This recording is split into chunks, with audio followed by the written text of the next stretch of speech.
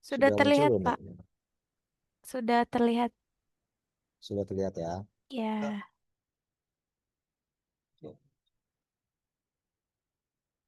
Jadi kalau tadi pagi Bapak Ibu telah melihat eh, video gitu ya, sekarang saya izin untuk coba menjelaskan dari sisi materi terkait penerapan K3 di PT Gapura Angkasa. Ya. Ini biodata diri saya, Bapak Ibu semua. Jadi nama saya Ferliandi Hidayat, itu nomor telepon saya 0815 9371 1885 dan alamat email saya vbaru13@gmail.com. Mungkin ada nanti ada yang eh, karena keterbatasan waktu gitu ya, mungkin ada yang mau ditanyakan di luar dari sesi ini, mau diskusi, mau cerita-cerita terkait L3 gitu, mau nggak dipersilakan. Mau sharing-sharing ilmu, mau saya minta ilmu pun nggak apa-apa. Kita berbagi. Ya.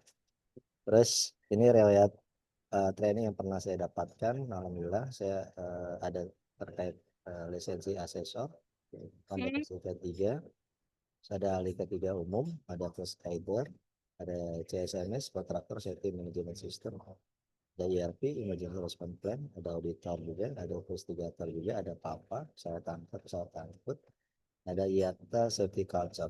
Ini beberapa pelatihan yang pernah alhamdulillah saya dapat. Oke, kita masuk ke mic.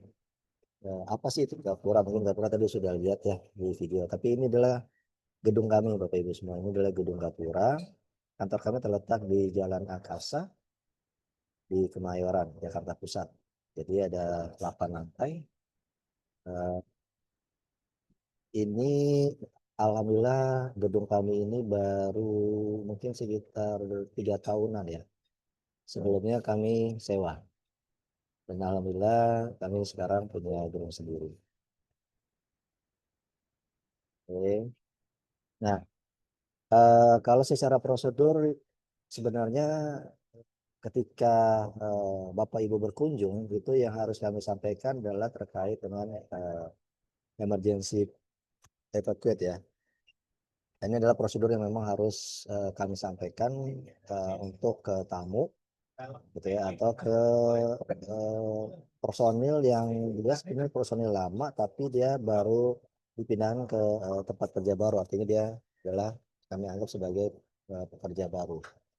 Jadi di sini kami coba bawa ilustrasikan Bapak Ibu berada di ruangan di TBL. TBL itu ada towerless, ruang rapat di lantai 5 di gedung Gapura. Jadi kalau misalnya Bapak Ibu ada ketika berada di gedung Gapura dan ada mendengar suara atau bunyi alarm, jangan panik, tetap tenang. Kenapa? Karena sebenarnya itu ada tim kami, tim ERP kami yang akan melakukan pengecekan.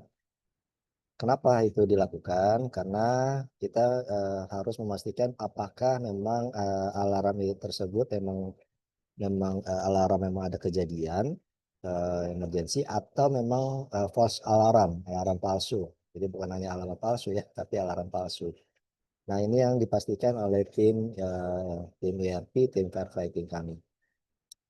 Tapi ketika misalnya sudah dipastikan bahwa ternyata memang itu ada kejadian, gitu ya, maka tetap tenang juga dan tidak boleh menggunakan lift, Bapak Ibu. Jadi ketika Bapak Ibu berada di ruang TBL meeting room yang ditandai dengan warna hijau ya di layar monitor Bapak Ibu, ada dua pintu emergency exit. Yang pertama adalah ditandai dengan tanda panah warna hijau itu mengarahnya ke depan. Di situ nanti ada juga ada tulisannya nanti emergency exit belok kanan nanti, dan di situ ada pintu warna merah tertera emergency exit. Sedangkan eh, pintu yang kedua itu adalah berada di ketika keluar dari ruangan TBL itu beradanya ada di sebelah kiri, Bapak Ibu sekalian. Keluarnya sebelah kiri juga ditandai dengan emergency exit. Pak, Dan di setiap suaranya kecil. halo halo tes tes. Sekarang kedengeran nggak? Kedengeran, Pak, aman. Kalau Dan di sini besar. Mungkin oh, volumenya Mbak Nur belum dibesarin. Oh ya udah deh, soalnya ini soalnya di pinggir jalan nggak Oh, kedengeran. Iya, Mbak. Melipir dulu ya, Mbak Nur. Oke, oke. Saya lanjut. Jadi di setiap lantai di gedung kami itu ada terdapat alarm aktif gitu ya. Juga ada sprinkler, ada smoke detector, juga ada tabung apar, dan juga ada dia di situ ada hidran depan, area depan, dan area belakang gitu ya. Dan juga ada kotak kebijakan. Yaitu sekilas terkait tentang evacuation route ya. Next. Ini adalah bisnis portofolio kami. Jadi kalau tadi di video Bapak Ibu sudah lihat ada ground handling. Ground handling adalah proses yang ada di area bandara. Artinya apa? Ketika misalnya mulai dari proses check-in di terminal gitu ya di bandara sampai kepada pengurusan nanti Bapak Ibu ketika ke counter check-in akan dicek ID card-nya gitu ya, disesuaikan dengan misalnya sudah ada pas bandara atau belum gitu ya. Setelah itu nanti diurus juga mengenai kopernya atau bagasinya gitu ya, atau bawa barang gitu ya, diurus juga oleh petugas kami. Setelah itu Bapak Ibu menunggu di boarding gate ya, di area boarding gate. Nanti sebelum masuk dia akan dicek lagi oleh tim dari pasasi kami gitu ya. Baru setelah itu nanti Bapak Ibu masuk ke area kabin pesawat gitu ya. Nah, mulai dari pengurusan tadi check-in counter sampai kepada pesawat itu nanti mau take off, itu kan nanti pesawat itu kan didorong oleh alat GSC. GSC itu adalah Ground Support Equipment. Jadi alat GSC kami akan mendorong pesawat sampai ke area taxiway, baru nanti alat GSC kami akan berhenti untuk berpisah dengan pesawat, dan habis itu pesawat itu bisa untuk jalan sendiri untuk persiapan take off gitu ya. Selain tadi ground handling juga ada untuk bisnis prosesnya adalah warehouse dan logistik dan ancillary. Oke. Ini visi misi kami bagaimana perusahaan ingin menjadi yang terdepan ya dalam service provider, dan juga dalam misinya bagaimana memberikan pelayanan prima konsisten terhadap customer. Didukung dengan SDM yang mumpuni, yang cakap dalam arti juga kompetensinya juga dalam arti dengan sesuai dengan teknologi. Ini adalah beberapa customer kami ya, Bapak Ibu. Jadi beberapa maskapai airline baik domestik maupun maskapai asing. Jadi itu merupakan customer kami. Nah, terkait dengan implementasi atau penerapan K3 di kami, saya memakai sistemnya itu adalah dengan sistem seperti yang di SMK 3, Bapak Ibu. Sistem manajemen keselamatan yang saya kerja, di mana di sini kan memakai 5 dari penerapan. Yang pertama adalah penetapan kebijakan.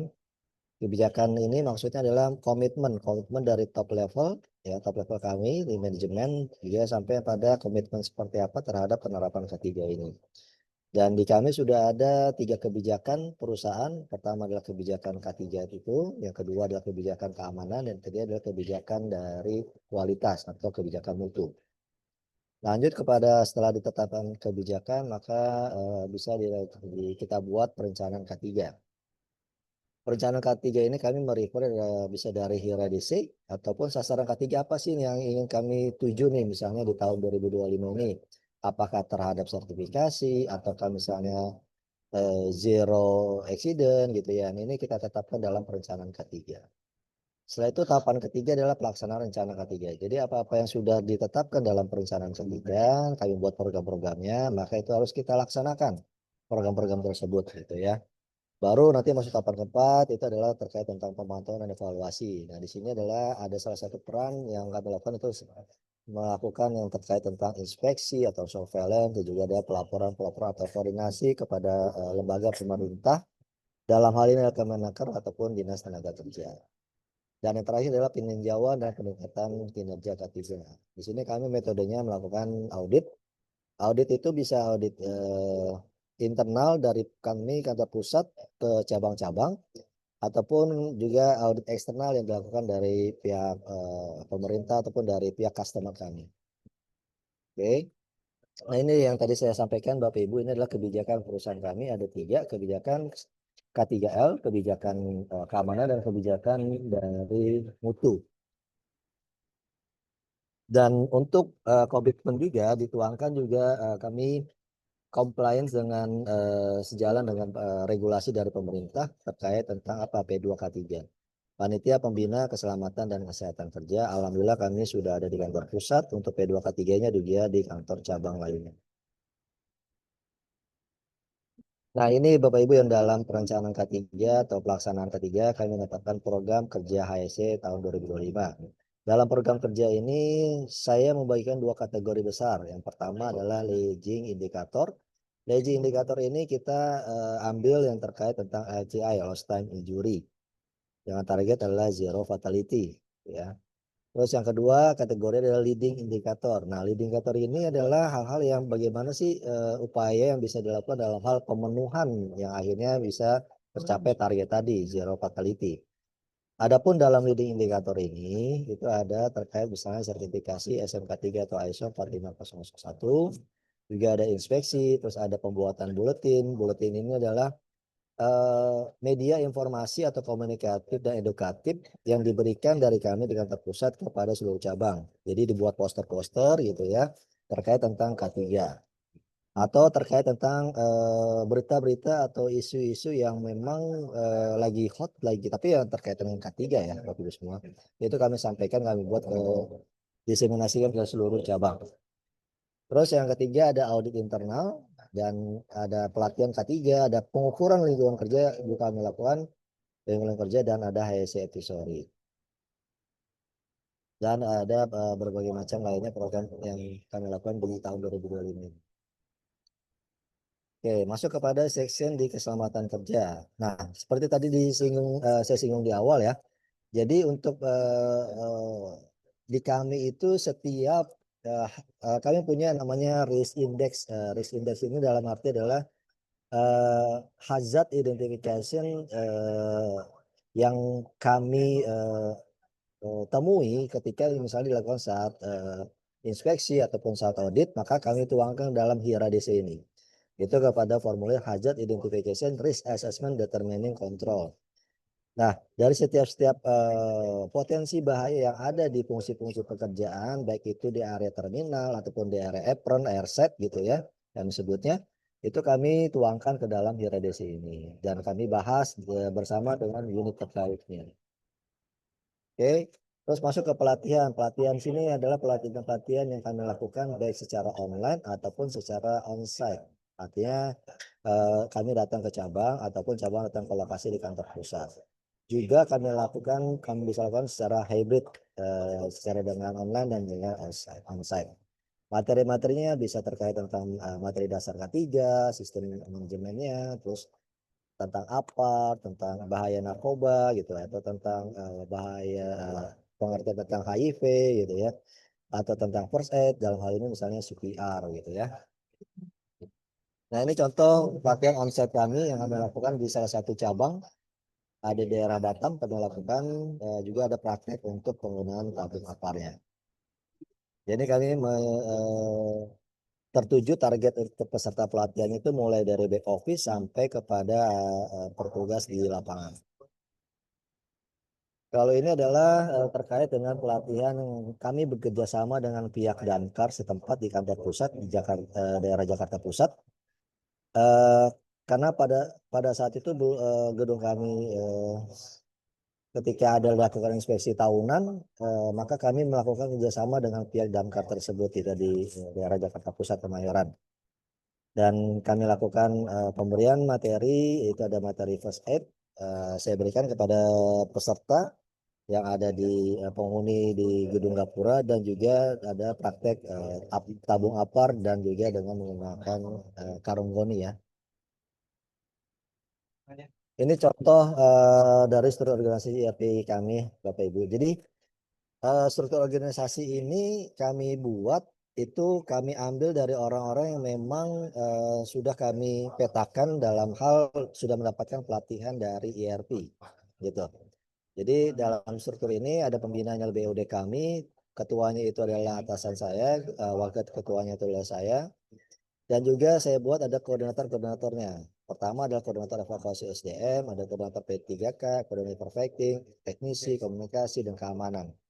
Nah, di sini kami tempatkan juga sebagai ada koordinator dan anggota. Jadi Manakala misalnya memang koordinator berhalangan, maka ada anggota yang bisa membantu membackupnya gitu.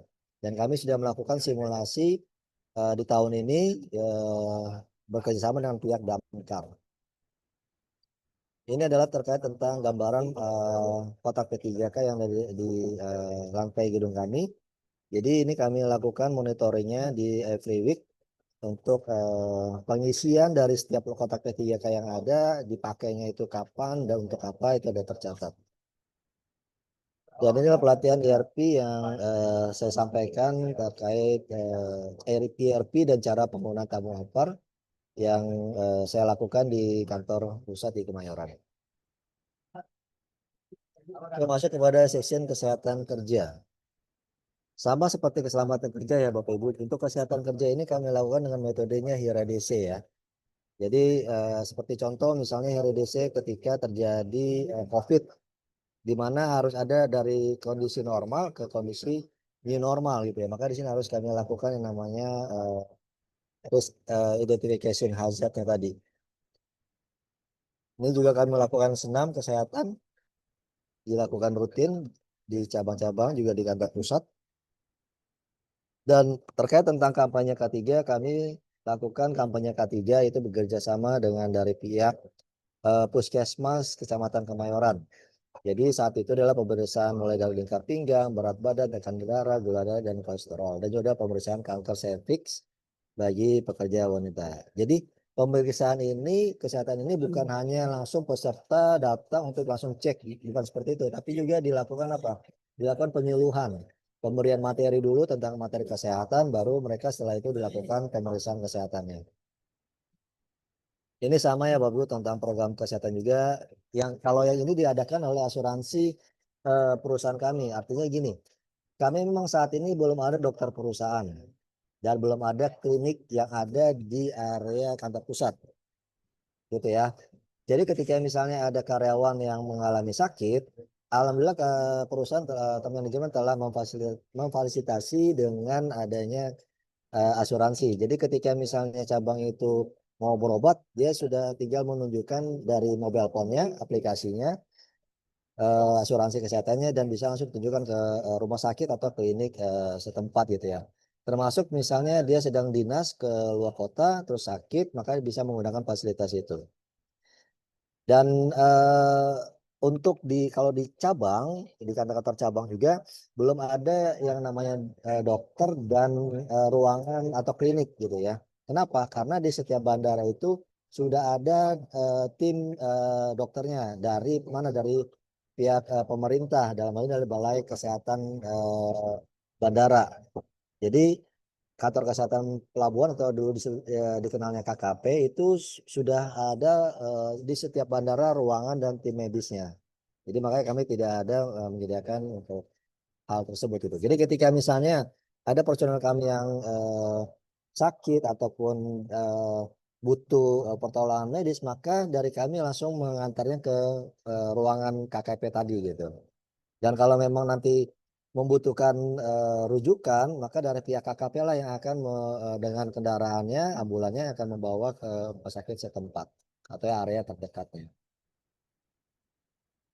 Ini juga salah satu kegiatan kesehatan berhubungan kesehatan yang melakukan donor darah.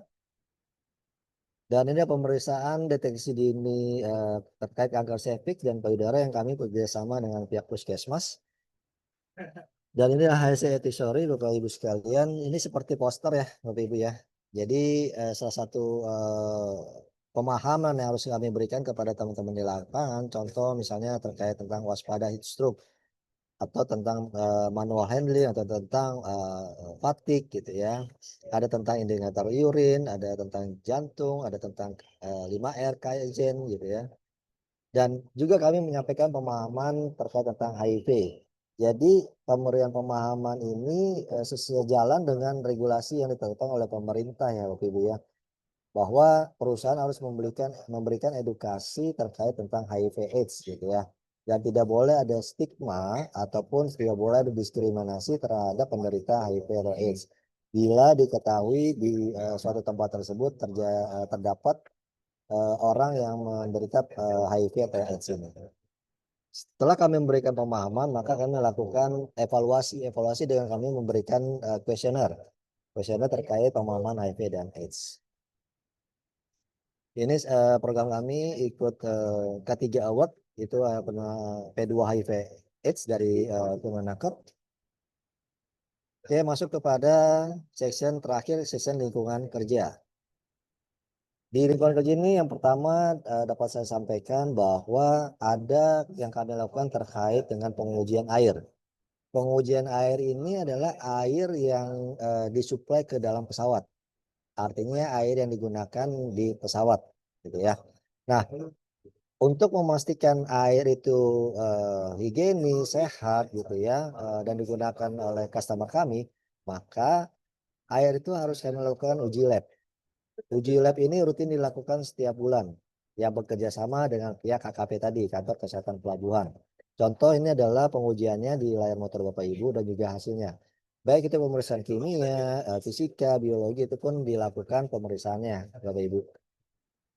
Untuk memastikan bahwa standarnya adalah zero E. coli, bakteri E. coli gitu ya. Salah satunya itu. Dan juga yang kedua yang saya sampaikan terkait lingkungan adalah terkait tentang program pest control. Pest control ini itu adalah wajib dilakukan setiap bulannya oleh cabang. Terkait apa? Terkait tentang kebersihan di alat-alat kerja. Seperti di tangga gitu ya, atau di alat GC yang membawa bagasi gitu ya, di BTT ataupun di BCT gitu ya. Jadi itu harus kami lakukan pembersihan dan penyemprotan pest controlnya. Di cabang harus melakukan itu rutin setiap bulannya dan memberikan laporan kepada kami di kantor pusat. Lanjut yang ketiga, program lingkungan kerja itu kami melakukan pengujian lingkungan kerja. Nah, pengujian lingkungan kerja ini kami lakukan cabang di bandara, waktu itu di Bandara Soekarno-Hatta dan di Terminal Kargo. Jadi pengujian lingkungan kerja ini adalah terkait dengan apa? Terkait dengan pemeriksaan faktor fisika, faktor biologi, kimiawi, ergonomi, dan psikologi. Pemeriksaan terkait debu, kebisingan, pencahayaan, suhu basah, suhu kering gitu ya. Terus ergonominya juga gitu ya. Terus juga pencahayaan, terus terkait tentang psikologinya juga itu kami lakukan. Kami bekerja sama dengan pihak dari Kemenaker, dalam hal ini adalah Balai Besar K3 Jakarta. Dan ini gambaran terkait pengujian lingkungan kerja yang berhubungan dengan faktor psikologi. Jadi ini pun juga kami lakukan di kantor pusat dan di beberapa cabang yang kami lakukan terkait pengujian lingkungan kerja. Nah, kalau ini adalah pengujian lingkungan kerja di kantor pusat ya, Bapak Ibu. Jadi selain di kantor cabang, kami pun melakukan pengujian lingkungan kerja di kantor pusat.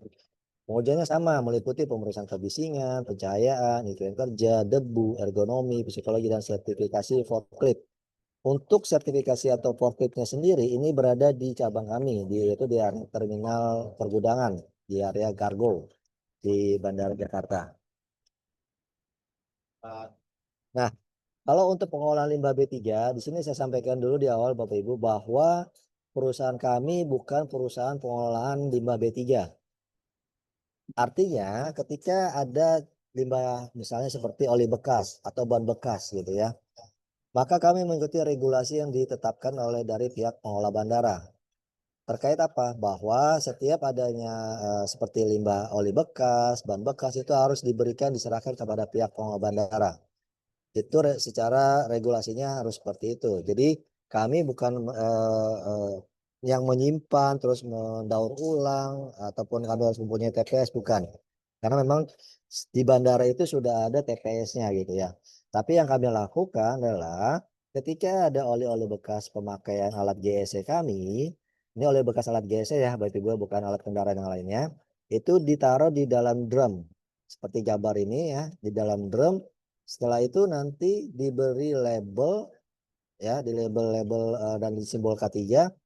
Baru habis itu diserahkan kalau memang drumnya itu sudah penuh, 2 drum atau 3 drum itu sudah penuh, maka diserahkan kepada pihak bandara. Pihak bandara ini ada proses dokumen berita serah terima. Setelah itu dari pihak cabang kami, kantor cabang kami harus mengupload laporan tersebut ke dalam link pelaporan limbah P3 keluar. Jadi seperti itu ya prosesnya Bapak Ibu. Jadi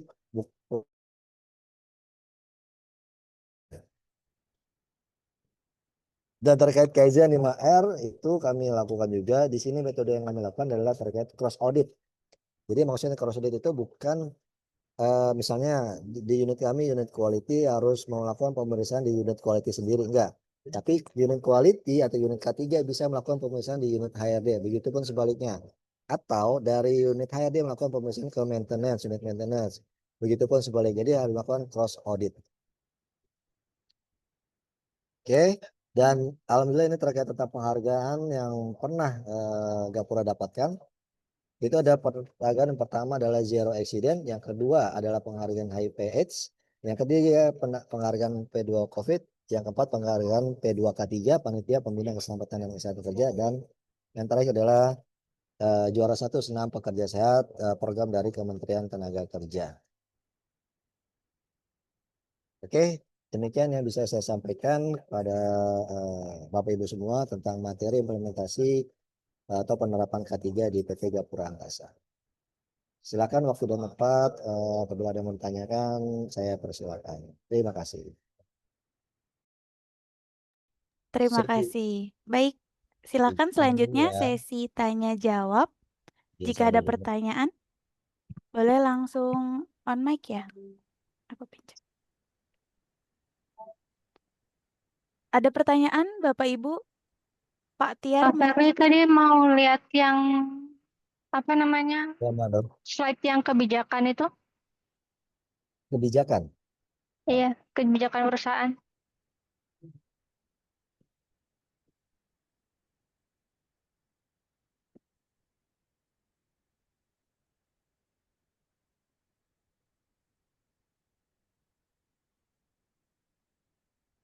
Ini ya, Iya. apa? Silakan Mbak Nur, ada apa mau ditanyakan? Eh, nggak mau baca dulu Pak sebentar. Oh, silakan.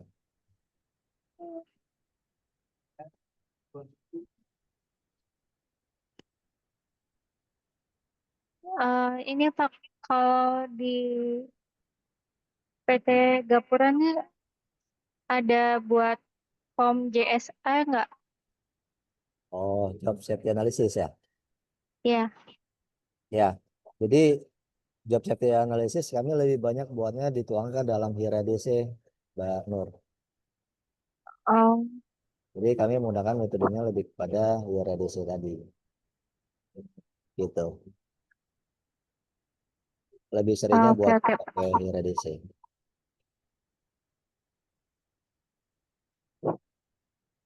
Ada lagi, Mbak Nur? Sebentar Pak, mikir dulu nurnya. Makasih tadi Oke. jawabannya. Ya.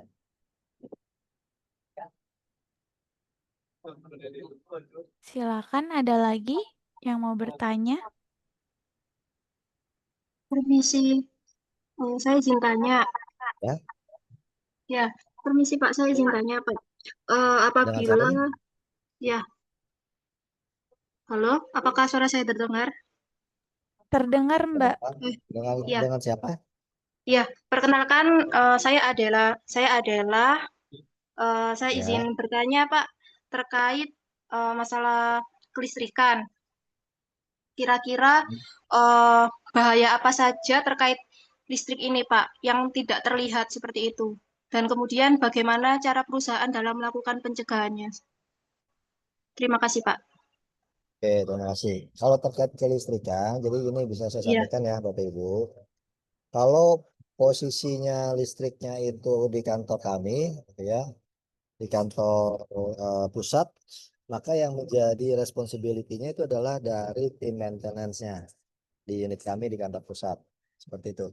Tapi kalau ada permasalahan misalnya kelistrikan di area bandara kantor cabang kami, ya, maka yang menjadi responsibility-nya itu adalah dari pihak pengelola bandara. Jadi kami tidak diperkenankan itu yang namanya melakukan renovasi atau pembetulan terkait kelistrikan. Jadi ketika ada permasalahan gitu ya, maka kami sudah langsung ada nomornya yang bisa dihubungin pihak pengelola bandaranya dan itu langsung datang ke lokasi. Jadi memang seperti itu regulasinya, Mbak Adela, kalau di cabang di bandara. Baik Pak Ferli, berarti lebih ke ada tim khusus gitu ya Pak ya terkait apa listrik gitu Pak ya. Untuk Ya, maintenance-nya terus sendiri ada sendiri gitu Pak ya. ya betul. Tim khususnya itu di luar dari perusahaan kami, itu dari pengelola bandara sendiri. Gitu. Oh gitu. Berarti seperti kayak vendor gitu ya Pak ya mungkin. Ada lagi vendor untuk Eh, bantu. Lebih tepatnya sih pengelola bandara itu yang punya bandara sih, yang melakukan pemeriksaan. Oh gitu. Oh, Oke, oke. iya, Ya. di Baik perusahaannya Pak Firly. perusahaan API Angkasa Hmm, Pura. oke. Ya, Ya. Baik Pak Firly, terima kasih. oke, terima kasih. Kan ada lagi? Pak, saya izin bertanya, Pak. Silakan Mbak Leni. Eh, Kalau di situ, Pak, bagian ketiga penyalur petirnya ada kah, Pak? Kalau ada, itu apakah sudah ada surat perizinannya, Pak? Surat apa, maaf, keputus? Surat perizinan tentang penyalur petir itu, Pak. Oh, ada surat izin. Jadi gini, kalau di kantor pusat itu ada yang menjadi PIC atau responsibility-nya itu adalah di unit corporate secretary dan unit HSE. Tapi kalau terkait menangkal petir di gedung di bandara, itu yang menjadi responsibility-nya adalah pihak pengelola bandara dan lain adalah Angkasa Pura. Gitu. Kenapa? Karena di kantor cabang kami itu adalah menyewa gedung-gedung yang ada di punyanya Angkasa Pura. Seperti itu. Jadi yang mengurus adalah pihak dari pengelola bandara, Mbak Weni. Baik, Pak. Kalau untuk instalasi listrik dan perizinannya bagaimana, Pak, di sana, Pak? Ya, sama tadi ya pertanyaan dari Mbak Dela. Jadi sebenarnya kalau perizinan dan instalasinya itu kalau di kantor pusat itu kami yang ngurus dari unit AEC dan dari unit corporate secretary. Tapi kalau yang kantor kami di cabang-cabang di area bandara, maka yang ngurus itu adalah dari pihak pengelola bandara, bukan dari perusahaan kami. Seperti itu.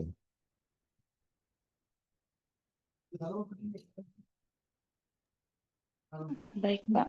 Eh, untuk terakhir kali bertanya ya, Pak. Boleh.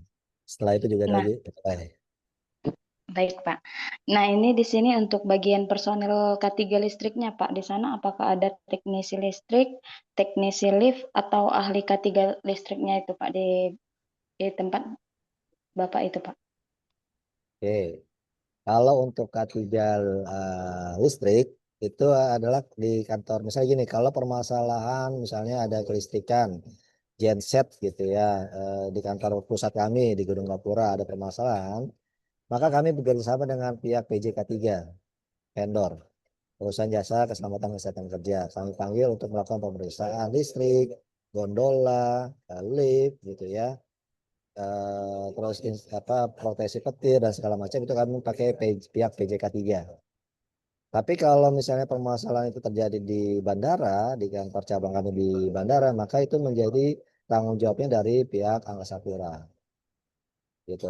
Tentunya mereka, yang saya tahu mereka punya juga ahli K3 K3 listrik juga, tapi juga mereka juga bisa bekerja sama dengan pihak PJK3 juga. Seperti itu Mbak Weni. Oh iya, Pak, mau tanya. Ya, silakan. Kalau di PT Gapura tuh ada ahli K3 bidang pesawat angkut nggak, Kak? Pak, Pesawat angkat kenapa? ada ahli K3 khusus yang tentang mekanik bidang pesawat angkut atau apa gitu? Kalau pesawat angkat-angkut itu misalnya contoh seperti forklift itu ada, Mbak Nur, ada lisensinya si operator forkliftnya, dan juga forklift itu tersertifikasi, gitu. Tapi kalau misalnya kren itu kami tidak ada kren. Yang dimaksud pesawat a- angkutnya itu apa ya? Kalau kalau kami lebih kepada seperti penggunaan forklift, Mbak Nur. pesawat angkutnya itu. Oh,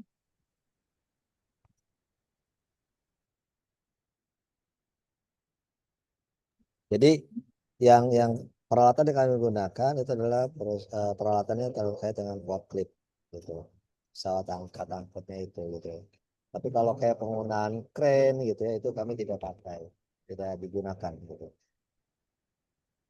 oh, berarti itu termaksudnya sama yang tadi saya lihat kayak ada lift barang itu masuknya apa ya, Pak?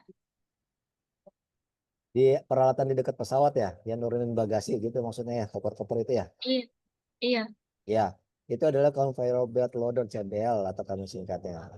Conveyor belt loader. Jadi itu pun alat CBL itu nanti ditetapkannya atau di sertifikasi disahkannya dari pihak perhubungan, Kementerian Perhubungan. Itu. Tapi kalau yang di dan lisensinya juga dari pihak Kementerian Perhubungan gitu. Kenapa dari pihak Kementerian Perhubungan? Karena diregulasi di bandara itu mengharuskan lisensinya itu dari pihak yang disahkan dari pihak Kementerian Perhubungan gitu. Tapi kalau misalnya penggunaan forklift seperti misalnya penggunaan forklift di area pergudangan gitu ya, maka lisensi yang bisa dipakai adalah lisensi dari Kementerian Tenaga Kerja atau dulu yang disebut dengan SIO, Surat Izin Operator, seperti itu. Surat izin operator. Tadi namanya apa, Pak? Seperti itu Mbak Nur. Apa? Nama liftnya tadi apa, Pak? Nama apa? Nama lift barangnya. CBL, Conveyor Belt Loader. Conveyor Belt Loader. Load Rider. Belt, belt loader. Oh, iya.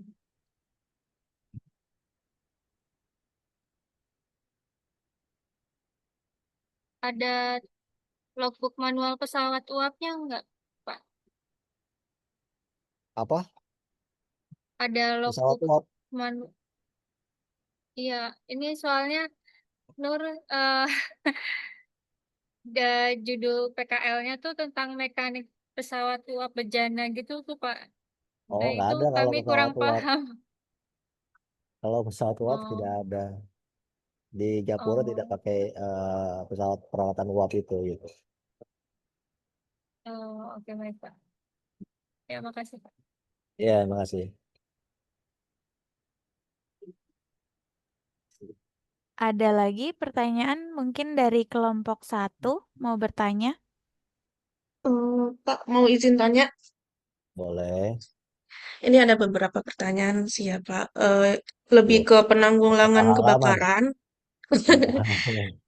Ya, di perusahaan Bapak sendiri tuh ada tim pemadam kebakaran khusus atau emang ikut ke apa ya, ke yang tim dari bandaranya tersendiri gitu, Pak? Nah, oke, saya jawab dulu ya. Jadi Mm-mm. pertama, kalau di kantor pusat kami ada timnya, tim IRP tadi yang struktur tadi ya, struktur IRP. Di kantor cabang juga ada. Namun gini, kalau misalnya terjadi kebakaran itu di area ruangan yang tempat kami kerja atau gedung kami kerja, maka kami kalau memang bisa personil menggunakan tabung apar, langsung langsung digunakan dengan menggunakan tabung apar, dipadamkan atau ada peralatan terbakar langsung dipadamkan.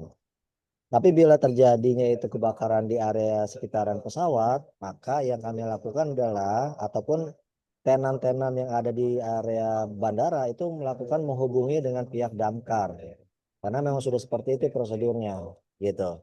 Tapi secara struktur kami punya baik di kantor pusat ataupun di kantor cabang.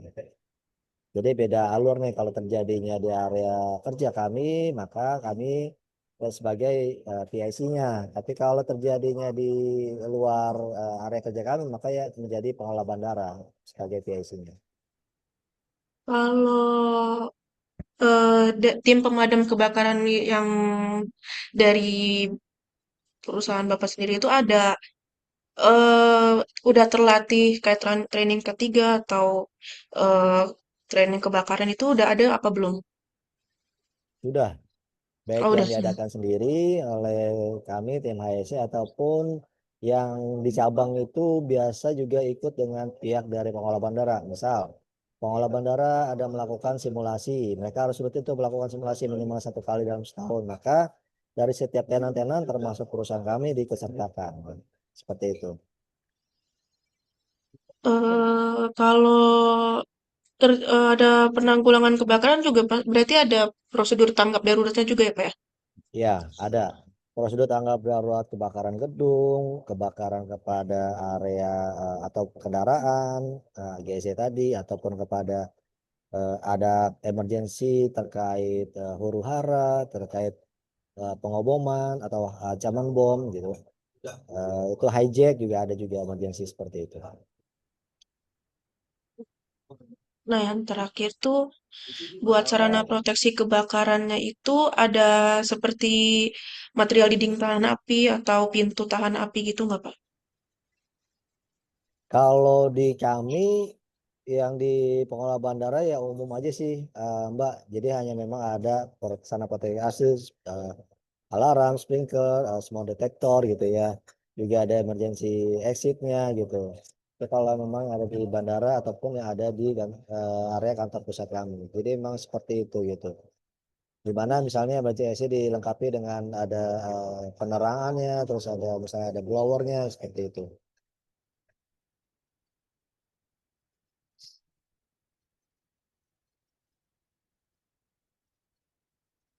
Seperti itu Mbak Lutfi. Oke Pak,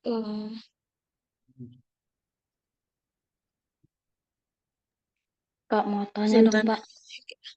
Makasih ya Pak ya. Boleh. Ya, makasih Mbak Lutfi. Silakan Mbak Weni. Pak, kalau di sana Pak ada nggak Pak personil khusus untuk K3 dalam konstruksi bangunan Pak? Contohnya kayak scaffolder atau ahli K3 konstruksi gitu Pak di sana Pak. Tidak ada.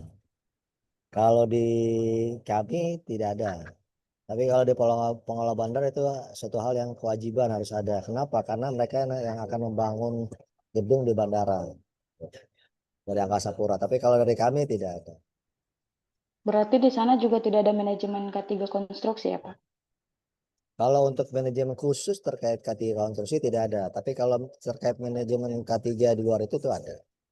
Unitnya atau departemennya sudah ada. Baik Pak. Terima kasih Pak. Oke, terima kasih.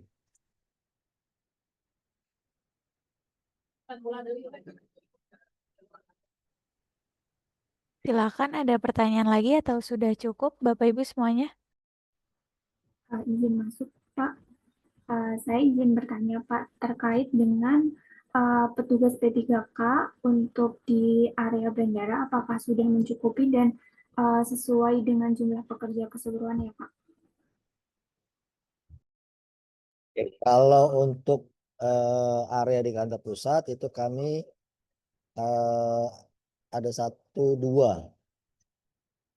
dua dengan total SDM itu ada 100. Tapi kalau di kantor cabang itu juga ada 1, 2, 3. Tergantung gini, tergantung bandaranya bandara besar atau bandara kecil gitu Mbak. Kalau seperti kayak bandara kecil gitu ya, bandara kecil ini dalam arti misalnya gini, penerbangannya hanya misalnya sebulan sekali gitu ya, atau seminggu hanya sekali gitu ya. Berbeda dengan seperti bandara di Soekarno-Hatta yang dia dalam perhitungan per hari aja bisa sampai mungkin sekitar 100 sampai 200 flight gitu ya. Lalu dalam sebulan bisa sampai lebih dari itu gitu. Nah, itu juga dibutuhkan dengan personil jumlah SDM yang banyak, tapi yang tersedia memang saat ini adalah sekitar 1, 2, 3 personil. Seperti itu Mbak Rahmanda. Baik, Bapak, terima kasih atas jawabannya. Selanjutnya izin bertanya juga, Pak, terkait apakah perusahaan menyediakan catering atau kantin untuk pemenuhan gizi tenaga kerjanya, Pak? Oh, catering. Catering tidak disediakan, baik di kantor pusat ataupun di bandara. Kenapa? Apalagi kalau di bandara. Bandara itu jadi gini, regulasinya atau ketentuannya adalah karena sudah dari pihak pengelola bandara tadi sudah menyediakan apa ya, semacam kayak warung-warung atau kantin-kantin. Jadi personil siapapun termasuk dari PT Gapura Angkasa ataupun dari siapapun bisa ke kantin tersebut gitu. Nah, ini di bandara memang regulasinya harus seperti itu, tidak boleh ada apa catering makanan seperti itulah gitu. Masuk di kantor pusat gitu. Jadi memang tidak ada disediakan seperti itu, Mbak Rahmanda. Baik Bapak, terima kasih untuk jawabannya. Sama sekali lagi Pak mau izin konfirmasi, berarti untuk peralatan maupun pesawat seperti conveyor belt loader, terus forklift itu sudah memiliki surat layak operasi ya Pak ya. Dan juga untuk operatornya, berarti semuanya sudah memiliki CEO operator seperti itu, bukan Pak? Ya, kalau CEO untuk forklift itu kami ada diterbitkan dari Kementerian Tenaga Kerja. Tapi kalau conveyor belt itu bukan dari Kementerian Tenaga Kerja, tapi dari pihak perhubungan lisensinya, gitu. Baik Bapak, terima kasih atas jawabannya. Terima kasih.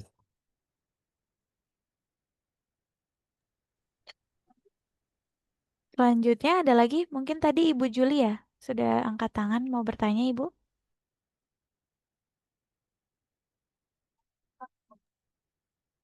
Ya, Mbak Dinda, izin bertanya Pak Firly. Ya, silakan.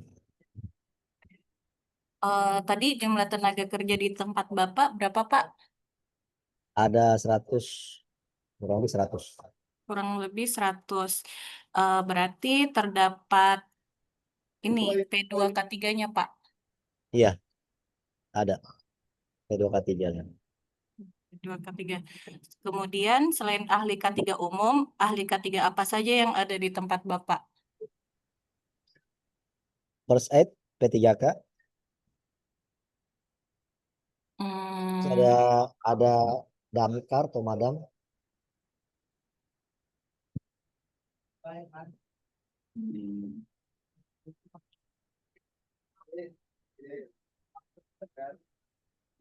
Ada listrik. listrik juga ada Pak. Iya.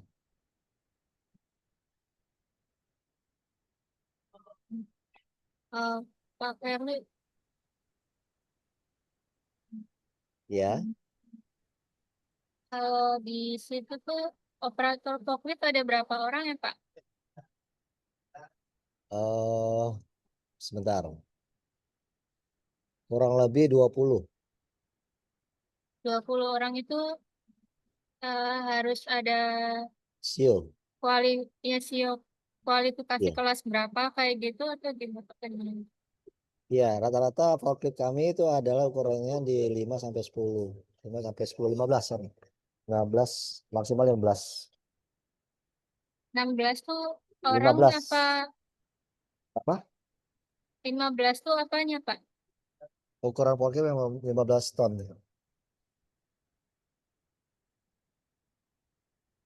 Enggak, tadi operator forkliftnya ada berapa orang? Ada 20, sekitar 20, Mbak. 20, terus yang 15-nya? Itu maksudnya adalah 15 itu forklift kami ada ukurannya 5 ton, ada ukuran yang sampai 15 ton gitu.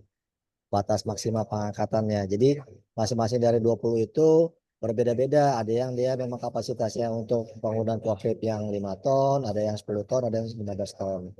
Seperti itu. Oh, mereka harus punya SIO kualifikasi kelas berapa kayak gitu enggak?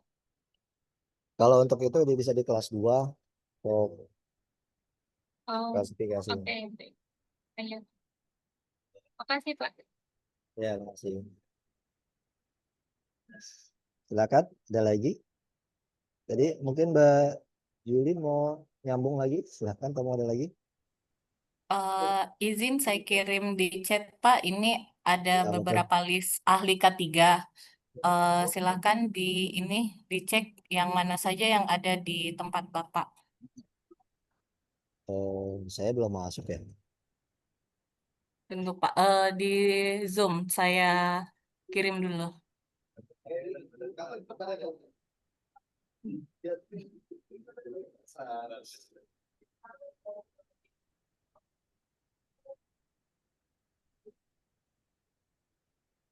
Tadi kan yang ada ahli Yang ada K3 itu ahli K3 umum, umum, betul. ya Ahli K3 listrik. Terus ada listrik, penanggulangan kebakaran, ya eh, petugas kebakaran, terus forklift, terus first aid atau P3K. Udah. oh ya baik terima kasih Pak. Oke.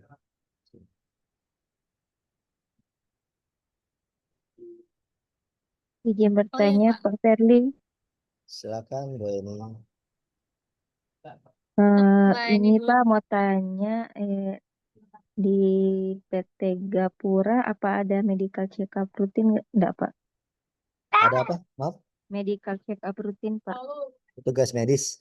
Medical check up Pak, medical check up untuk eh, pegawainya Pak, mekaniknya. Apa? Putus Medik Bu, maaf ada medik petugas apa? medical check up Pak, medical check up rutin. Oh, medical check up, MCU. Oh iya, Iya ada MCU. MCU. Ya, ada. Setiap berapa Ada kali Ibu. Pak? Jadi Setiap kalau kenapa? berapa kali Pak dalam setahun atau dalam 2 tahun? Ya, minimal setahun Bu. Setahun sekali lakukan. Dan di sela-sela itu pun ada seperti kayak misalnya kegiatan-kegiatan misalnya pemeriksaan kesehatan itu pun dilakukan juga. Yang bekerja sama dengan pihak asuransi ya. Asuransi kesehatan kami gitu. Oh iya. Baik Pak, makasih Pak Ferli. Ya, ya, siapa nih yang nanya nih? Halo? Ada lagi yang nanya? Pak mau tanya. Silakan, ada lagi? Halo, Ya, halo. Siapa ya? Nur Pak. Oh ya, silakan Mbak Nur. Gimana? Kalau di situ tuh ada pengujian pemeriksaan apa aja Pak? Termasuk yang pemeriksaan pada forklift atau apa gitu? Ya, pemeriksaan forklift ada. Tadi di slide kan. Terus pemeriksaan lingkungan kerja juga ada. Pemeriksaan lift juga ada. Pemeriksaan gondola juga ada. Pemeriksaan listrik juga ada. Di kantor pusat ya listrik. Seperti itu, Mbak Nur. Tadi ada di slide enggak Pak? Yang pemeriksaan gondola listrik kayak gitu Oh enggak, kalau sama saya, pengujiannya. saya tidak masukkan itu. Kenapa? Karena itu dilakukan oleh pihak PJK 3. Jadi Oh, kalau misalnya ada pemeriksaan rutin atau pemeriksaan gondola ataupun lift, kami menghubungi pihak PJK 3 yang melakukan pemeriksaan. ya, baik, makasih Pak.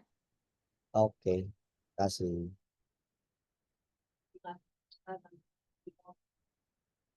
Ada lagi pertanyaan atau sudah cukup, Bapak Ibu?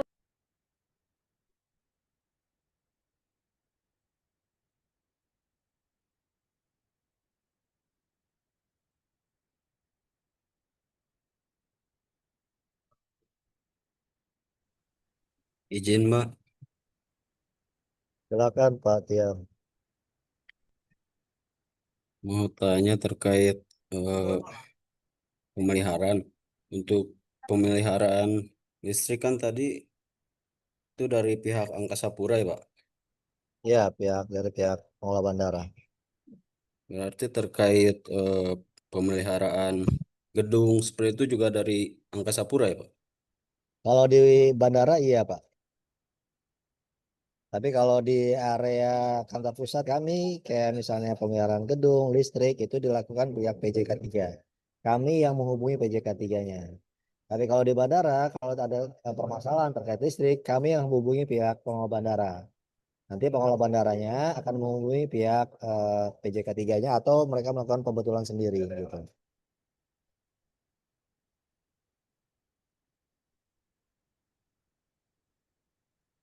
Oke, Pak. Ada lagi, Pak Tiar?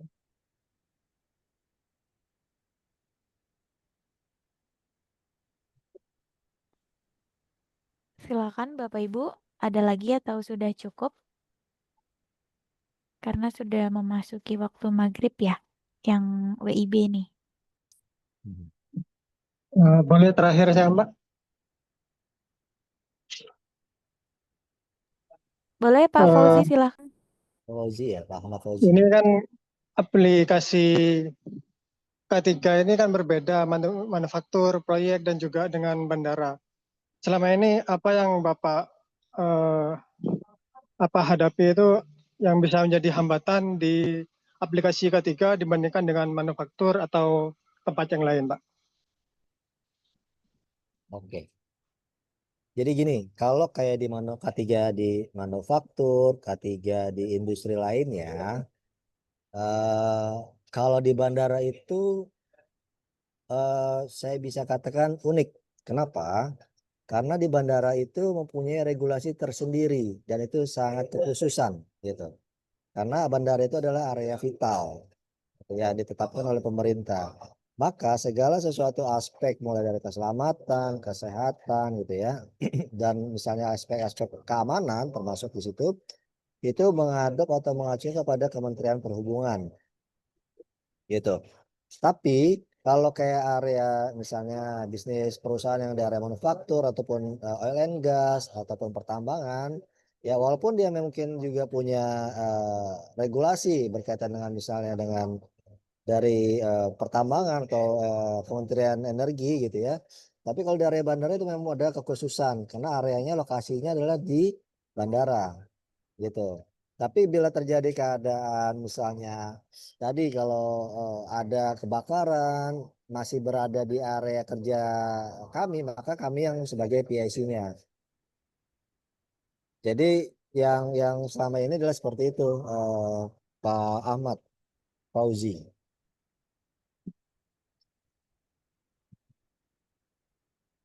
Ya, Pak. Makasih, Pak. Ya, baik, makasih. Oke, sudah cukup Bapak Ibu? Kak, satu lagi.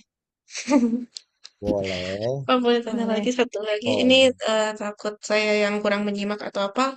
Di PT oh. Gapura tuh ada struktur P2K3-nya juga, Pak. Struktur apa? Putus? P2K3. Oh, ada. Belum saya tampilkan ya tapi tadi Iya, saya Pak. kata udah ada. Boleh nanti di-share ya, Pak ya. Boleh, nanti di chat aja ya. Terima Saya. kasih, Pak. Oke. Oke, sudah cukup Bapak Ibu semuanya? Mungkin kalau nanti ada pertanyaan boleh chat Pak Firly ya Pak. Boleh. Tapi saya minta maaf duluan nih kalau misalnya Iya nanti Pak. eh, Bapak Ibu WA saya balasnya eh, mungkin agak slow gitu ya. Maksudnya agak lambat balasnya, mohon maaf gitu ya. Tapi pasti insya Allah saya balas. Siap, baik. Terima kasih Pak Firly. Sudah Oke, cukup Bapak sip. Ibu? Ya, sudah. Oke. Baik, mungkin Izin, Pak, selanjutnya ada iya Pak Tiar. sebentar. Iya, Sebentar. boleh Ya, sebentar. silakan Pak Mau Tiar. tanya terkait kalau Boleh. toilet di apa di Gapura Angkasa itu ada berapa ya Pak untuk pekerja? Ada apakah dipisah gitu untuk khusus pekerja sama pengunjung atau gimana? Oh, kalau gini, saya jelaskan dulu. Kalau di kantor pusat itu setiap lantai ada 2. Kantor pusat kami di Kemayoran.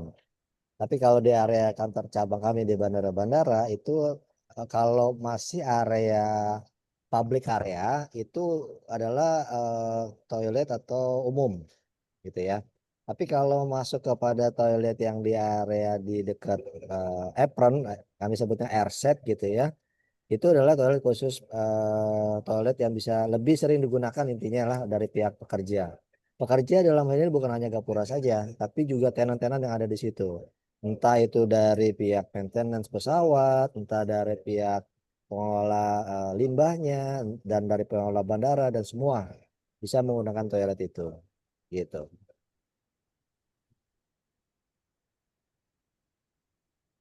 Berarti untuk 100 orang pekerja itu yang di mana, Pak?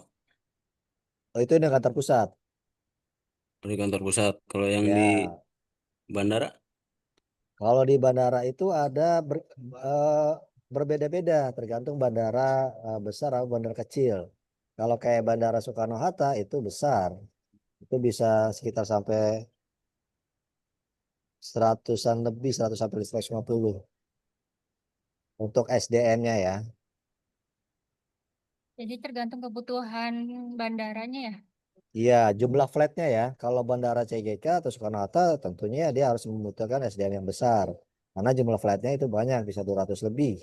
Tapi kalau bandara-bandara lain, bandara kecil apalagi, itu mungkin hanya flightnya misalnya hanya sebulan bisa 4 kali gitu. Maka tidak membutuhkan SDM yang besar gitu.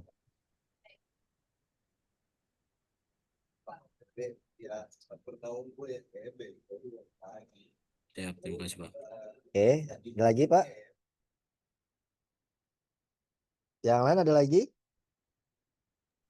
Maaf Pak, saya izin tanya Pak satu kali lagi. Boleh, 2 kali Untuk juga boleh. untuk pelayanan Oh, kesehatan kerja untuk tenaga kerja ini kan dibebankan pada KKP ya Pak. Untuk itu, untuk dokter pemeriksa kesehatan tenaga kerja ini apakah tersertifikasi Hiperkes atau bagaimana?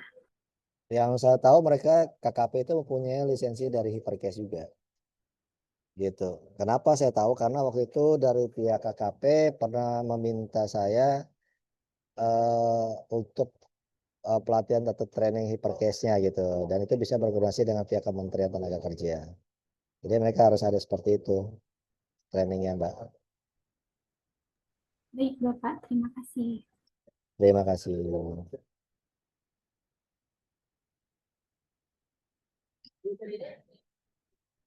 Silakan. Ada yang mau bertanya? Dipersilakan.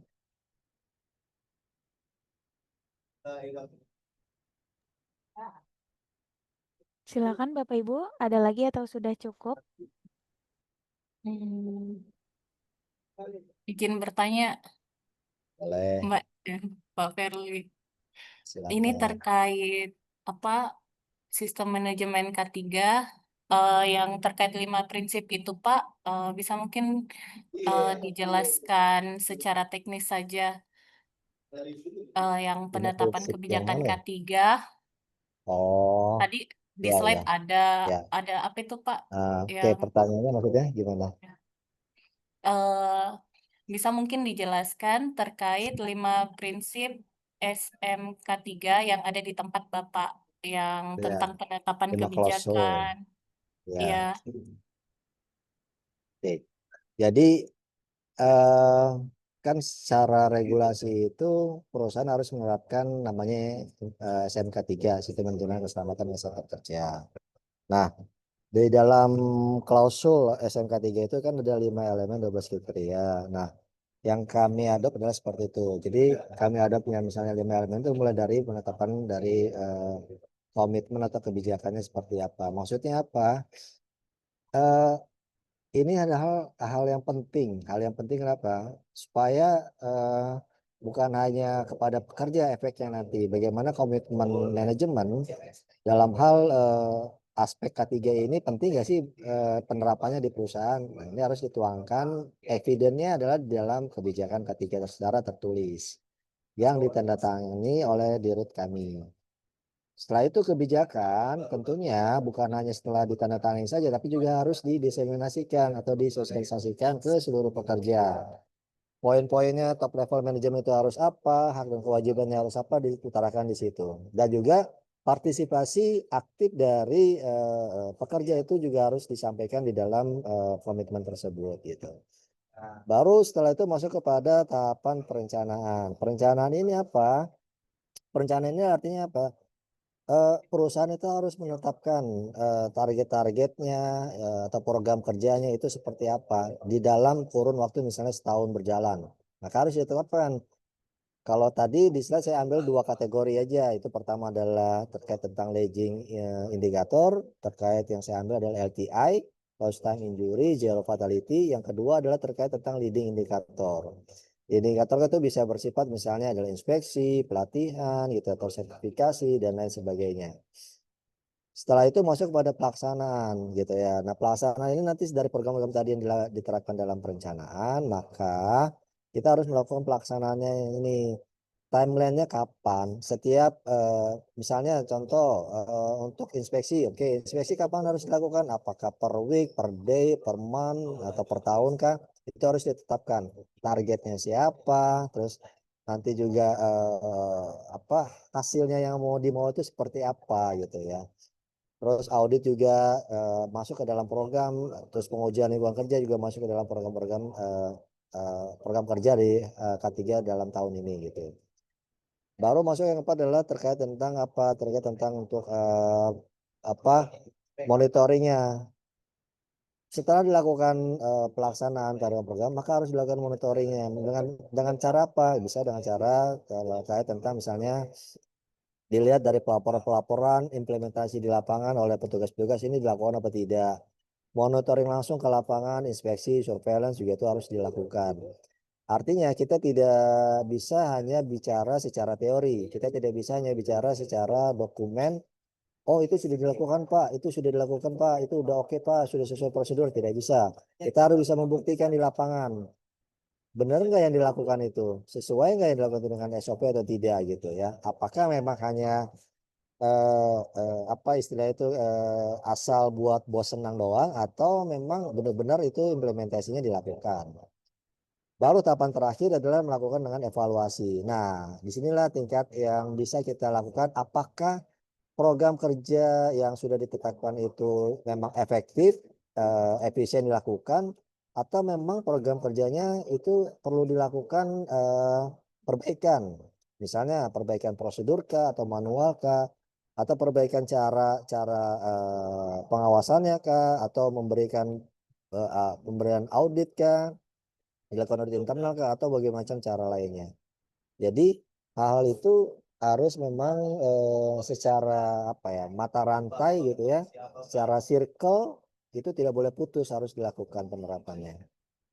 Tidak bisa kita hanya misalnya mengandalkan komitmen manajemen gitu ya. Oh manajemennya bagus, sudah memberikan misalnya APD yang bagus, sudah memberikan misalnya ada manual, ada dokumen, ada prosedur segala macam, formulir, instruksi kerja sudah tersedia. Tapi tanpa adanya komitmen dari setiap pekerja bahwa safety itu adalah bagian dari yang penting, safety first dalam bekerja, maka itu tidak akan bisa terlaksana yang dalamnya program-program K3 tadi.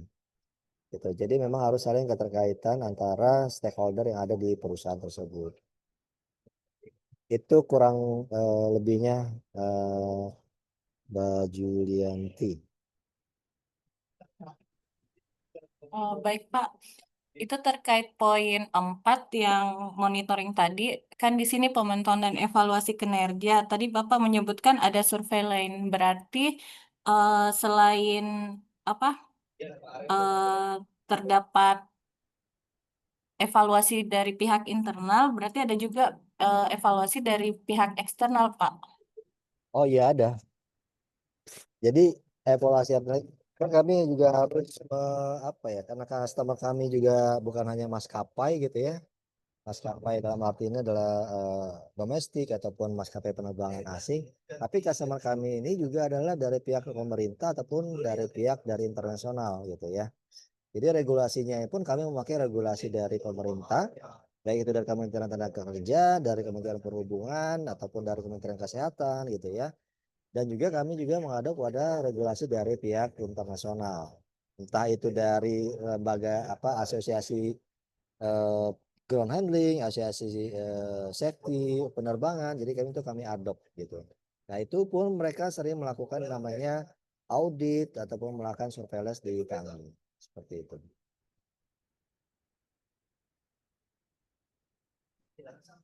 Baik, terima kasih Pak. Oke, terima kasih.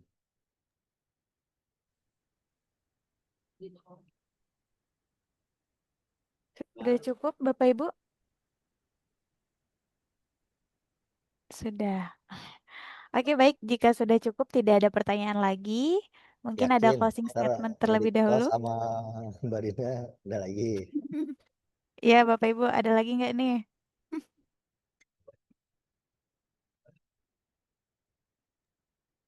Mbak Alivia kayaknya mau nanya nih. Oh ya Pak, tadi ada berapa petugas ahli K3? Tugas ahli ketiga kenapa Mbak Nur? Ada berapa orang di PT Gapura tugas ahli K3? Ada petugas ahli ketiga umum, ada petugas listrik, ada petugas pemadam, ada petugas first aid. Berarti 4 ya Pak? Ya, kalau ahli ketiga umum itu ada berapa ya? 5 atau 6 saya lupa.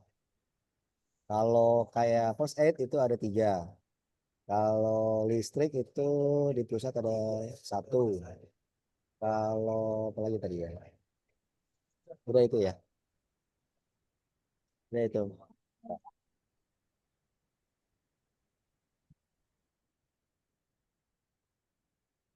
Ada lagi? Banut? Itu dulu Pak. Makasih. Ya,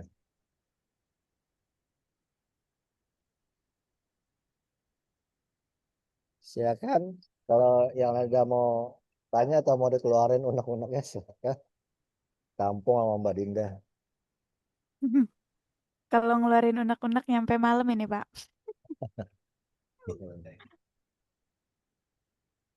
Ada lagi Bapak Ibu pertanyaan? Mbak Adela, sudah cukup? Atau mau bertanya lagi?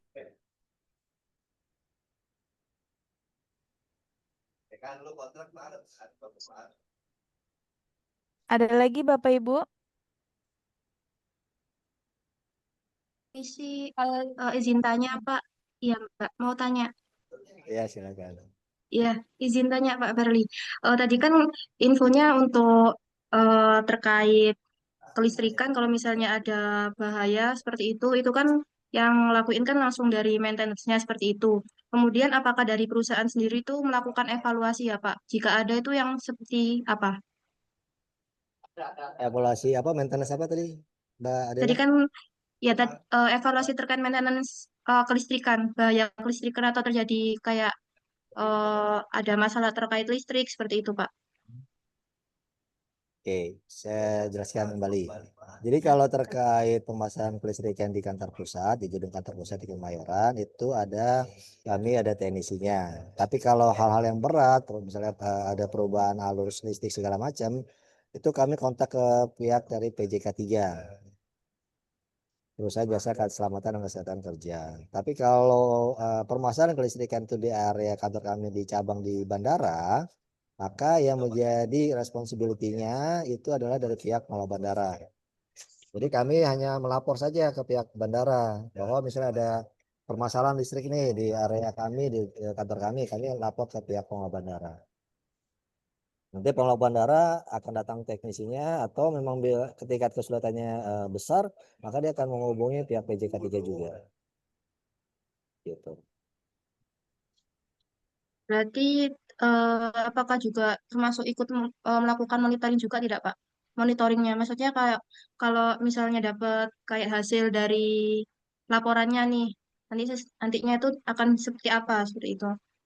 Hasilnya nanti akan seperti apa? Mungkin ada pengembangan juga dari perusahaan seperti apa seperti itu? Tanggapannya Kalau dari perusahaan seperti apa? Oke, kalau kayak misalnya yang kejadiannya misalnya kelistrikan permasalahan di area bandara, itu kami tidak dapat report. Kami cuma dapat hasilnya ini sudah bisa diperbaiki. Sudah dapat info seperti itu. Tapi kalau misalnya kelistrikan permasalahan atau pemeriksaan rutin gitu ya, atau daily rutin gitu ya, mandi rutin gitu dilakukan dari pihak PJK 3, maka kami dapat laporannya gitu. Sama seperti kami melakukan pengujian lingkungan kerja, itu kami dapat laporannya. Dan itu harus diteruskan ke masing-masing unit terkait gitu.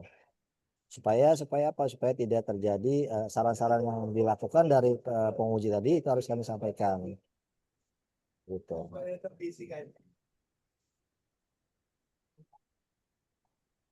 Baik Pak Firly, terima kasih Pak.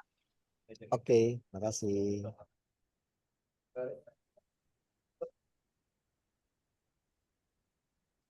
Silakan. Sudah cukup, Bapak Ibu, atau ada lagi? Mendingan Mbak Dinda hitung sampai 100 dulu dah. Dibantu Mbak Alivia. Oke, teman-teman, Oke, apa? Ini berarti terakhir ya, Mbak Dinda ya. betul Pak. Ini hari terakhir Berarti PKL untuk besok besok. Besok agendanya, bikin laporan. eh ya betul, bikin laporan. Oke. Oke. Nanti kalau ada Ya, yang masih kurang, boleh boleh hubungin Mbak Dinda maksudnya. boleh, boleh. Saya aja nggak apa-apa, Bapak Ibu. Kan ada nomor saya tadi ya. Silakan. Oke, Pak Firly, terima kasih banyak. Tanya dulu, ini ada lagi Sepertinya nggak? sudah cukup. Oh iya, Tanya sekali dulu. lagi ada lagi nggak Bapak Ibu? Kalau di kelas ada hanya. Silakan Bapak Ibu. Silakan Bapak Ibu. Untuk kali ini batch pesertanya banyaknya perempuan, Pak. Oh, karena Bapak-bapaknya dia ada ada lagi. 3. Oh, ada tiga tuh ya. Iya, iya. Ada lagi pertanyaan atau sudah cukup? Atau ada kasih kuisnya gini Mbak. Gimana tuh, Sebutkan Pak? sebutkan berapa kali host menyampaikan ada lagi gitu. Yang bisa jawab langsung lulus. Bener Itu ya? langsung lulus tuh Mbak Nur tuh.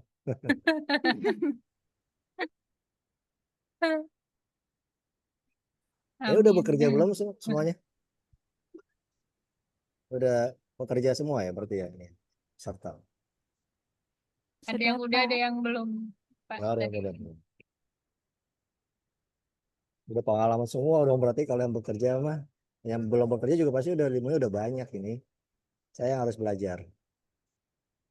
Ada ibu dosen juga, Pak. 2. Oh, ada ibu dosen. Ibu siapa? Iya, Pak. Ibu Julianti dan Ibu Eni, Besti. Oh iya, kelihatan kok dari cara cara bertanyanya. Mohon maaf Ibu Juli, Ibu Esti ya, Bu dosen mohon maaf.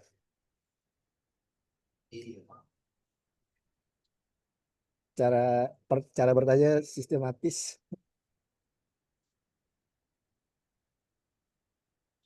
Baru kok, Pak. Saya hampir Dosen nggak, baru di saya K3. hampir, oh ya, saya hampir nyari kamus Bu. Kalau pas ibu-ibu tadi tanya, Ibu Juli, itu saya hampir nyari kamus tadi. Nah, nih kamus ketiga nih. Jadi berasa kayak ikut sidang saya. Maaf, Pak. Aman Bu, saya yang harus banyak belajar malah. Nah,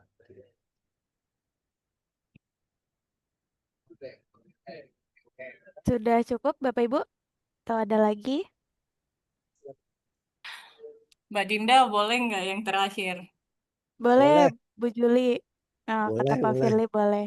Boleh Bu, saya masih buka sampai 24 jam. Saya nggak pulang tuh kalau gitu. Silahkan Bu Juli.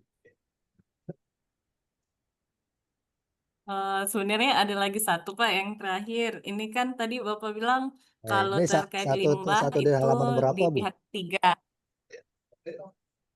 Satu, ya. maaf, ini satu dari halaman berapa Bu? Beneran satu dari halaman satu, Pak.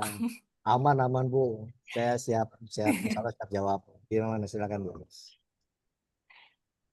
Kan tadi terkait limbah, tadi pihak ketiga dan tidak mengelola hal Ya, tersebut. Terus, bagaimana pendapat Bapak terkait ini lingkungan kerja dan bahan kimia? lingkungan kerja kenapa? Maaf, Lingkungan kerja dan bahan lingkungan kimia di tempat Bapak. putus-putus maaf. Lingkungan kerja kenapa Bu? Lingkungan kerja dan bahan kimia, Pak. Dan bahan kimia. Iya, yang di tempat Oke. Bapak. Aduh, bentar. Oh, lobet, lobet. Bentar. Oh, saya lupa lagi lobet. Bentar ya, obat lupa saya kasih ngobrol lupa.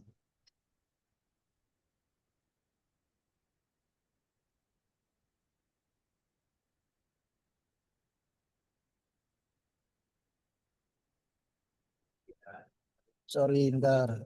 Oke, gimana tadi lingkungan kerja dan limbah kimia ya, bahan kimia ya. Em, iya, Oke, terkait lingkungan jadi kerja gini. dan bahan kimia di tempat Bapak. Oke, terkait lingkungan kerja kan tadi kan di slide saya ada terkait tentang pengujian lingkungan kerja. Nah, pengujian lingkungan kerja itu yang kami lakukan itu meliputi dari 5 faktor lingkungan kerja sesuai dengan yang ada di eh, nomor 5 tahun 2018 Permenaker. Nah, terkait itu ada pengujian fisika, biologi gitu ya, terus ada kimiawi, ada ergonomi dan psikologi. Dan ada turunannya, ada pemeriksaan debu, kebisingan, pencahayaan gitu ya, ada ergonomi dan psikologi. Itu harus kami lakukan. Kenapa? Karena itu nanti adalah sebagai apa indikator ataupun tolak ukur ya tingkat misalnya berhubungan dengan debu deh misalnya atau kebisingan di area di cabang di kantor di sisi udara gitu ya. Itu harus kami lakukan karena untuk mengetahui berapa sih nilai ambang batas dari kebisingan nih yang dihasilkan dari suara-suara pesawat ataupun suara dari peralatan GC kami. Setelah kami tahu, kami pun pernah sebenarnya melakukan pemeriksaan sendiri terkait kebisingan. Dan memang nilainya itu melebihi dari nilai ambang batas. Itu lebih dari 85 desibel. Ada sekitar di angka 113 sampai 120 desibel. Nah, setelah mengetahui itu tentunya kami harus melakukan mitigasinya kepada para pekerja. Salah satunya yang kami angkat adalah terkait pemberian pemahaman terkait kebisingan dan juga tentang cara penggunaan dari alat pelindungnya. Itu seperti earplug ataupun earmuff. Itu wajib digunakan oleh teman-teman personel kami di area sisi udara. Nah, begitu pun juga pengujian lingkungan lainnya, gitu ya. Tapi kalau terkait tentang apa kimia, cairan kimia itu, kalau kami ada kantor cabang bandara terminal kargo gitu ya. Kalau di kargo ini kami ada gudang khusus untuk apa kami sebutnya dangerous good atau dalam istilah K3 kita ada istilahnya adalah MSDS ya, Material Safety Data Sheet gitu ya. Jadi tapi kami menerima kargo barang-barang kimia tadi itu bukan untuk kami buka ataupun kami cek secara kami buka kemasannya tidak. Karena tidak ada ketentuan kami harus membuka tersebut. Yang kami lakukan dari petugas penerima itu dia memeriksa dokumennya. Apakah misalnya kalau dia berhubungan dengan pihak imigrasi ataupun pihak bea cukai, apakah memang sudah ada izinnya atau belum? Atau kita lihat nih si pengirim itu apakah dia sudah ada label datasheetnya, MSDS-nya. Itu wajib.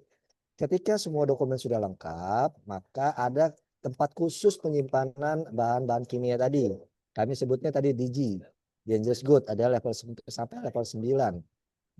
Itu ditempatkan di ruangan khusus dan di luar di gedung di gudang khusus tadi itu ada juga alat-alat untuk spill kitnya atau emergency kitnya. Ada mulai dari aparnya, ada APD-nya, ada pasirnya, ada apa saya jadi lupa apa tuh bahan majemurnya gitu. Jadi memang harus ada tersedia di depan gudang dangerous good tadi gitu. Termasuk harus ada yang namanya shower atau iWash itu untuk apa? Kalau pekerja terpapar ataupun terciprat gitu ya, ataupun terkena pajan dari bahan-bahan kimia tadi, maka disediakan yang namanya shower tadi ataupun iWash tadi itu bisa digunakan langsung oleh kepada pekerja. Jadi memang eh, sebenarnya kalau secara langsung kami tidak menyentuh apa bahan-bahan kimia tadi, tapi kalaupun tidak menyentuh kami tetap harus ada mitigasi ataupun pencegahannya. Makanya disediakan tadi fasilitas tadi termasuk KPD-nya. Seperti itu, Bu Juli. Terima kasih banyak, Pak. Siap, Ibu.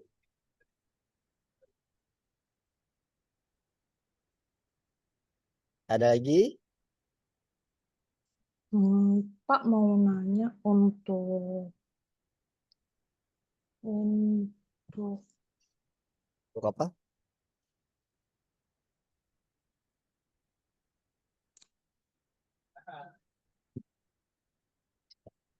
Halo, Mbak Elia, suaranya? Ya. Jackson, Mbak Elia mau bertanya?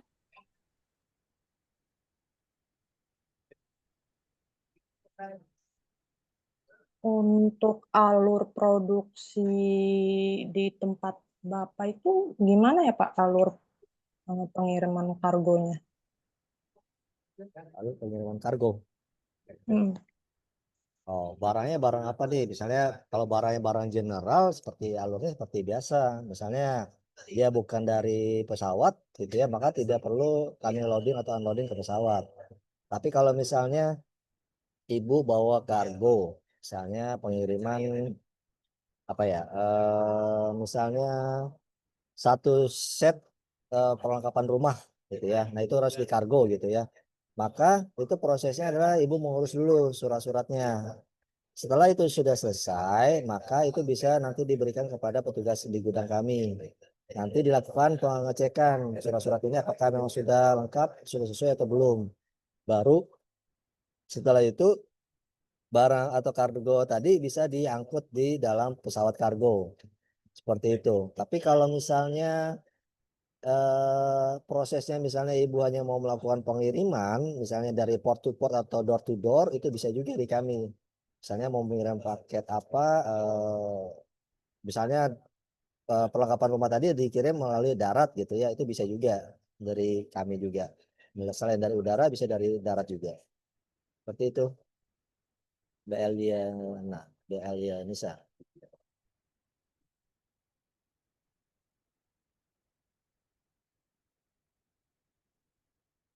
Ada lagi, Mbak Elia?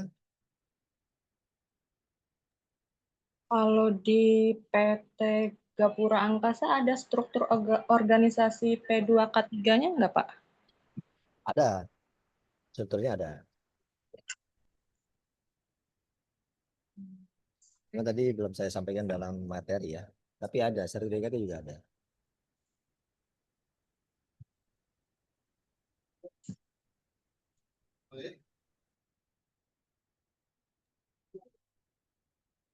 Ada lagi, Mbak Elia? Sudah, Pak. Sudah. Oke, terima kasih. Oke, sudah cukup Bapak Ibu? Semangat semua nih pesertanya ya. Banyak pertanyaan, luar biasa. Berarti Luar biasa. laporannya harus mantap. Harus tebel gitu ya. Iya, harus mantap. Iya. Saya sampai habis 2 botol ini. Waduh, iya Pak. Oke, ada lagi Bapak Ibu? Atau sudah cukup? Sudah cukup. Oke, baik. Jika sudah cukup, tidak ada pertanyaan lagi. Mungkin saya serahkan kepada Pak Firly kembali untuk closing statement. Silakan Pak Firly. Oke. Terima kasih atas perhatian dan waktunya buat Bapak Ibu semua. Juga buat khusus juga buat Mbak Dinda dan Veritras. Terima kasih. Ini luar biasa. Di sore atau di malam hari ini luar biasa. Antusias semua. Saya sampai beberapa kali yang nelan ludah gitu. Karena, saya apalagi Mbak Dinda beberapa kali ngucapin ada lagi. Artinya teman-teman semangat nih, luar biasa gitu. Tapi eh, ini mungkin sharing aja gitu ya. Maksudnya gini, saya diberi kesempatan bicara melalui Veritas ini bukan berarti saya yang paling tahu terkait tentang ketiga. Enggak. Yang misalnya bukan berarti saya banyak ilmunya, enggak juga gitu ya. Bukan berarti saya tahu segalanya tentang ilmu K3, enggak juga gitu. Tapi justru eh, yang saya lakukan adalah tiap hari terus menggali diri. Artinya tiap hari terus kita berimprovisasi dan kalau saya secara pribadi bukan berprinsip, udah sertifikat ahli ketiga nih, udah saya dapetin nih, udahlah gitu. Enggak, tapi dunia ketiga itu luas gitu. Banyak banyak aspek di ketiga itu yang sebenarnya bisa kita gali terus gitu ya. Karena dunia ketiga itu luas gitu dan kompleks gitu. Jadi kalau saya boleh berpesan juga buat Bapak Ibu semua, baik itu yang sudah bekerja ataupun yang memang belum bekerja ataupun bagi ibu-ibu yang pengajar, mohon izin Bu dosen gitu ya. Senang sekali sharing-sharing di sini kepada ya, Bapak Ibu semua gitu ya. Semoga apa yang saya sampaikan bisa bermanfaat buat Bapak Ibu semua. Dan saya senang kalau memang nanti misalnya di luar ini Bapak Ibu ada yang mau share-share terkait K3, dunia K3, monggo dipersilakan gitu ya. Ataupun misalnya karena saya pernah dulu juga ada diminta misalnya terkait untuk dalam hal membantu perusahaan gitu ya, perusahaan membantu perusahaan lain itu untuk membantu terkait tentang CSMS-nya atau kontrak safety manajemen dan lain sebagainya. Artinya maksud saya di sini ya itu dunia ketiga itu sangat luas sekali ya Bapak Ibu ya. Dan sukses juga buat karir Bapak Ibu semua, buat pekerjaan Bapak Ibu semua dan jaga kesehatan juga karena kita orang K3. Kalau kita ngawasin orang K3 tentunya kita kan harus sehat ya, kondisinya sehat gitu ya. Harus kondisi juga safety menjadi role model. Jadi itu aja sih yang bisa saya sampaikan buat Bapak Ibu semua. Terima kasih sekali lagi dan mohon maaf apabila yang saya sampaikan ada salah-salah kata, salah-salah sikap dan perbuatan, tapi senang sekali bertemu dengan Bapak Ibu semua. Semoga kita bisa berjumpa di lain kesempatan dan bisa berdiskusi lagi di lain kesempatan. Juga terima kasih buat Mbak Dinda yang tidak bosan itu selalu ngingetin saya, Pak ada jadwal, Pak ada jadwal. Kadang saya suka kelewat, hanya mohon maaf juga ya. Juga buat Veritas, terima kasih. Itu aja yang bisa saya sampaikan Mbak Dinda.